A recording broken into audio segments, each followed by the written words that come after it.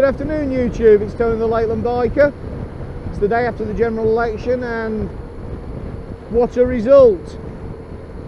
Theresa May basically bollocksed it to the point that she was Theresa Dismay when she was making her acceptance speech last night. Theresa, hubris is a bitch, isn't it? The Tories got their strategy wrong. Theresa May got it wrong, there's no two ways about that. People don't like that woman, and I think that's what it boiled down to. She wouldn't partake in the electoral process, she wouldn't debate, she'd only do party functions. She never actually ran into the general public in an open environment like Corbyn did, like Tim Farron did. So, you know, she's only got herself to blame. And she's bollocksed it. She's gone from having a majority to being forced to form a minority government propped up by the DUP, who, being honest with you, are as bad as Sinn Féin, you know. They spent all that time, the last 8 weeks, criticising Jeremy Corbyn for talking to Sinn Féin as part of the peace process, and now Theresa May and the Conservative Party are getting into bed with a Northern Irish party whose history of terrorism and links to terrorism are as murky as Sinn Féin's. You know, I'm sorry. Talk about hypocrisy. Tim Farron, he was lucky. He's our MP still. He scraped him. He had a 9,000 majority. It was reduced to 700 and something because he took the eye off the ball. He spent all his time campaigning nationally, and Westmoreland and Lonsdale, which is a natural Conservative constituency, the Tories were working away, beavering away quite happily. We had a mail shot pretty much every day for the last 8 or 9 days from the Tories. I think we had two, maybe 3 off the Liberal Democrats. I think if the Tories had had a slightly more personable leader than Theresa May, they would have taken Westmoreland and Lonsdale. The other big loser last night was Nicola Sturgeon and the Scottish Nationalists. Big Conservative resurgence in Scotland. I think they took 6 seats, most they've had in years. Liberal Democrats, again, big resurgence in Scotland. Nicola Sturgeon went from about 59 seats, I think, to 35. Collapse really in the SNP vote in many areas in Scotland. I think it's pretty much put the idea of a second Scottish independence referendum in the cupboard for the foreseeable future. Also asked a lot of questions about Nicola Sturgeon's leadership, and of course her natural replacement is Alex Salmond, and he's lost his seat. He got the chop, so did the deputy leader. So I think Nicola Sturgeon's probably on the not as loose a wicket as Theresa May, but I think they'll be asking questions about her leadership, the Scots Nats, because it was a disastrous night for them. Yes, they're still the majority party in Scotland, but their support in many areas has absolutely collapsed. Some of the sizes of the swings going to both Labour, the Tories and the Liberal Democrats were massive. You know, you're talking 15–20% swings, and that's enormous.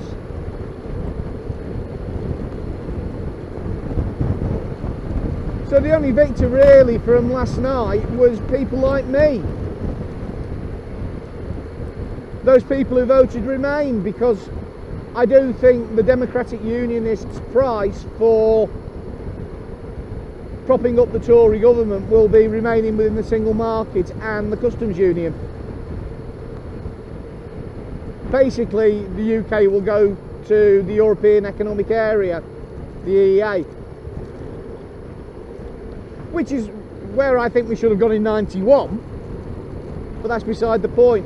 And the reason why I say that is The Democratic Unionists do not want to give the nationalist parties in Northern Ireland a platform to fight on. And if Ireland lands up outside the UK's economic area through some deal or other where it remains in effect within the single market but still in the UK, then it's separating Northern Ireland from the UK, so they don't want that. Neither do they want to see a return to the border, because again, if the border goes back up, then you'll have the issue of cross-border taxation and duties to take into account, and that would completely and utterly destroy the consensus in Northern Ireland. And although the Democratic Unionists are barking mad, and they are barking mad, there's no denying that, I think they're smart enough politicians to realise that Ireland's economy on both sides of the border is dependent on that border not reappearing as a hard border. So I do think the price of cooperation will be goodbye to a hard Brexit. And that suits me right down to the ground. It's a Brexit I can actually support, because it means we keep customs union, we keep the single market, which means we keep free movement. So yeah, I'm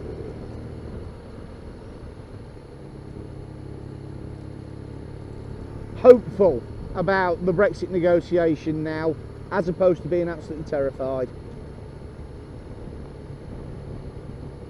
But Jeremy Corbyn, he's proved all his sceptics wrong. He led a brilliant campaign, absolutely superb campaign, and kudos to him.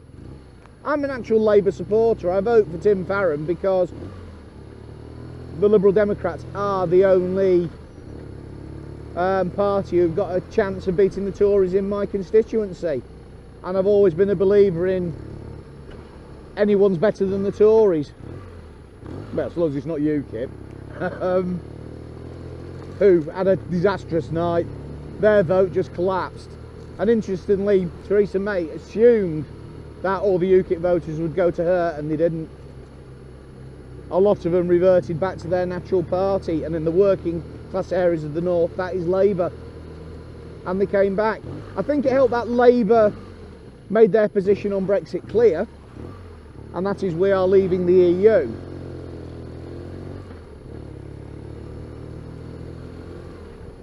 And they put the whole Brexit argument to one side, and they fought the election on domestic issues.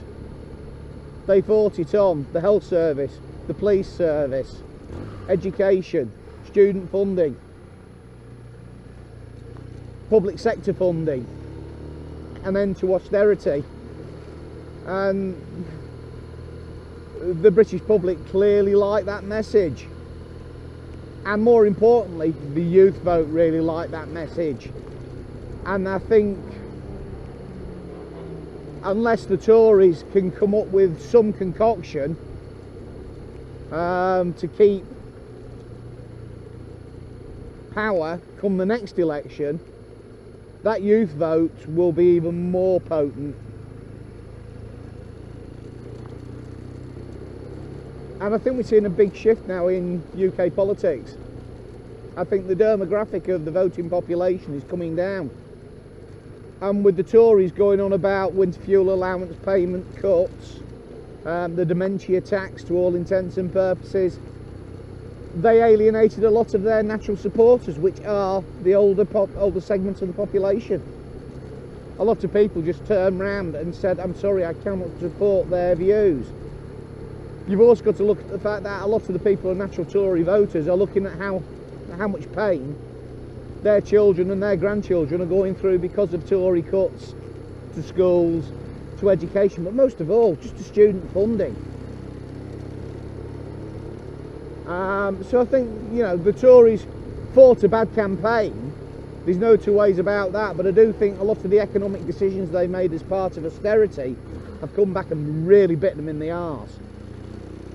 And unless they start to wind back the austerity programme they really are going to find themselves out of power come the next election, because Labour have worked out how to beat them now, and it's banging on public sector, public sector, public sector, schools, homes, public services, the NHS.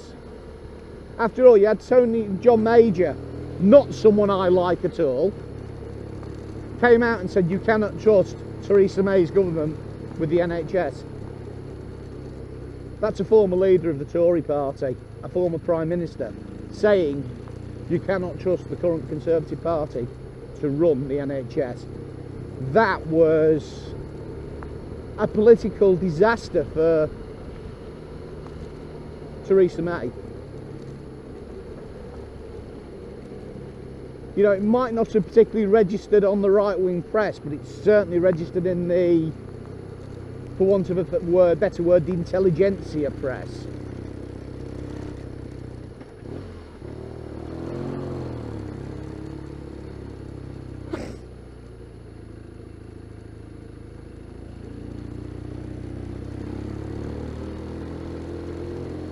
So anyway, it's the day after the general election, and I'm a damn sight more positive now than I was 48 hours ago about the direction of the United Kingdom. So I'm going to leave it there, folks. You all take care, ride safe, toodaloo.